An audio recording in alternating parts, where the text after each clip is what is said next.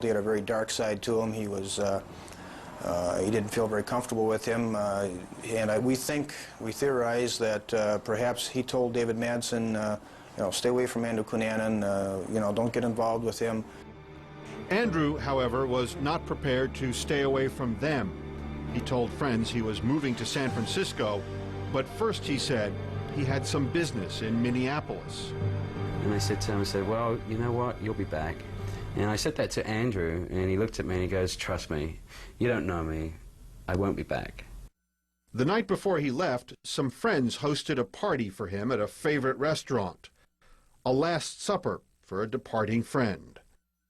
At one point, it was most peculiar, there was almost silence.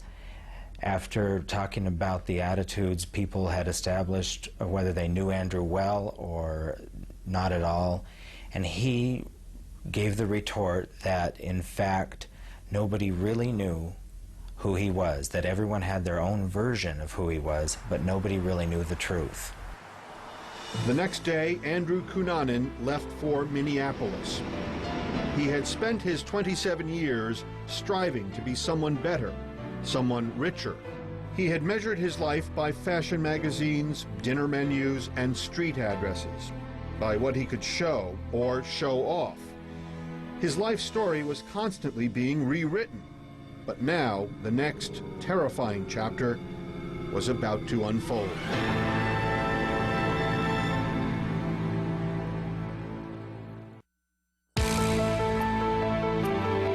When Andrew Cunanan left San Diego for Minneapolis on April 25th, it seemed he wasn't trying to close a chapter of his life as much as attempting to reopen one. Minneapolis was the home of David Madsen, Andrew's former lover. And some of the friends who found out that Andrew was visiting that April weekend said, why are you letting him stay with you? Why are you seeing him? And David Madsen told them, well, Andrew's having a tough time. I just want to help him out. He's not going to stay with me the whole weekend. That night, Andrew and Madsen went out for dinner with some of David's friends from work, and they found Cunanan's behavior odd. This was not the exuberant Andrew of San Diego. I was harassing David for what he was wearing, got a look across the table from Andrew, and a very serious look, and he said, boy, you're really quite the bitch. And I stopped in my tracks. 2 nights later, on April 27th, Andrew invited over Jeffrey Trail, his close friend from San Diego who had recently moved to Minneapolis. But the reunion of the 3 friends was less than pleasant.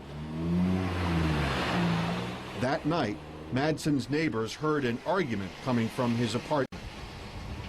We know that neighbors say that they heard a lot of loud yelling. They heard thumping. One neighbor said that around this time he heard somebody say, get the F out.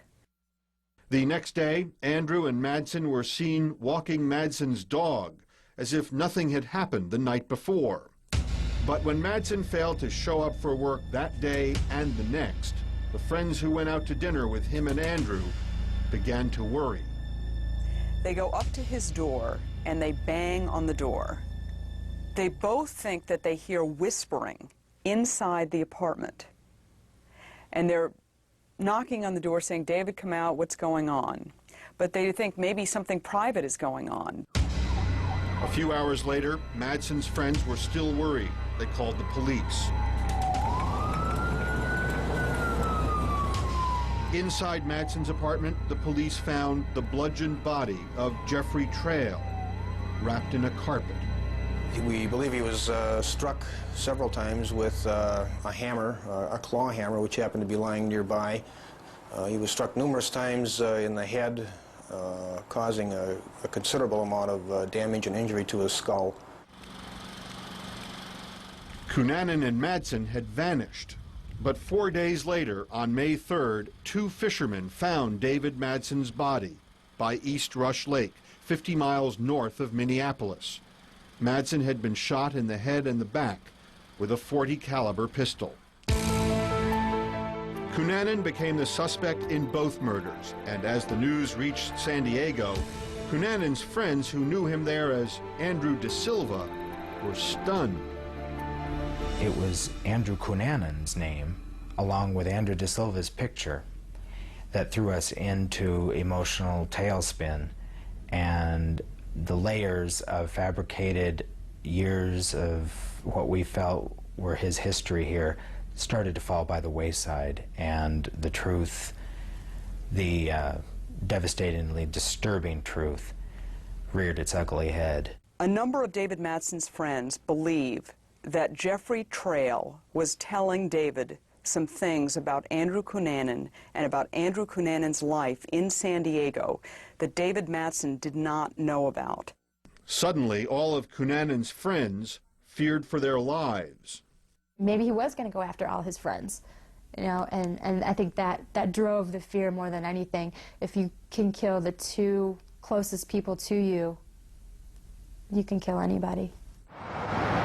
But Andrew Cunanan did not come after his friends in San Diego.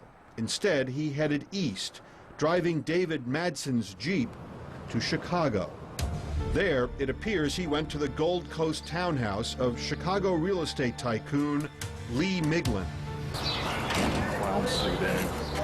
On May 4th, the police found Miglin's body in his garage. Miglin had been stabbed repeatedly in the chest with garden shears. His throat was slashed with a saw blade.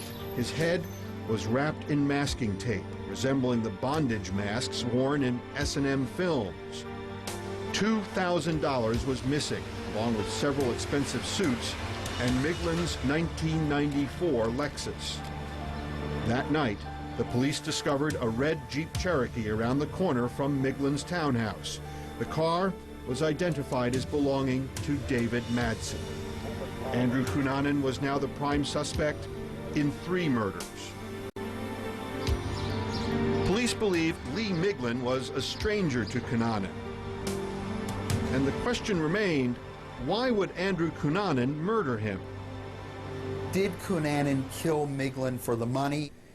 Or did he kill Miglin because he had a grudge against him? Literally, because he detested so much what he couldn't have but found so attractive in the victim. The success, the celebrity, the wealth. Flowers continue to arrive. Friends and well-wishers continue to stop by the Miglin's Gold Coast townhouse, and the questions remain.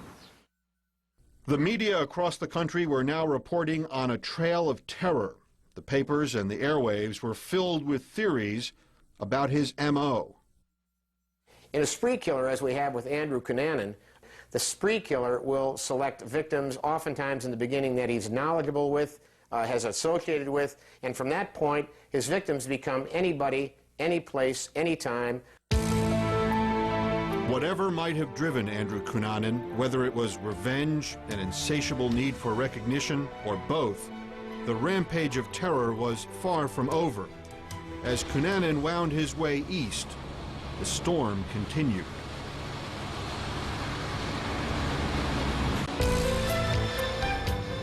By May 5th, 1997, Andrew Cunanan was a man on the run, suspected of murdering 3 men in cold blood within 1 week, and a man who seemingly behaved as though he thought he could get away with it.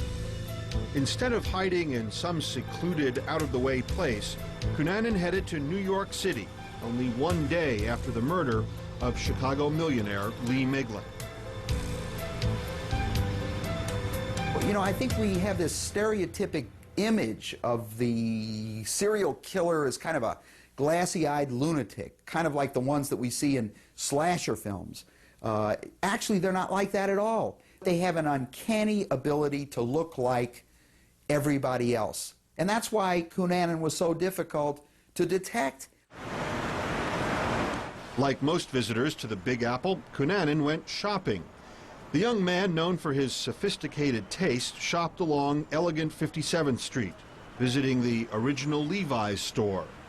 And he went to the movies at least twice. And there's evidence that he also visited this club in the Chelsea district. But on May 8th, Cunanan hit the road again. Still driving the 1994 Lexus, stolen from Lee Miglin.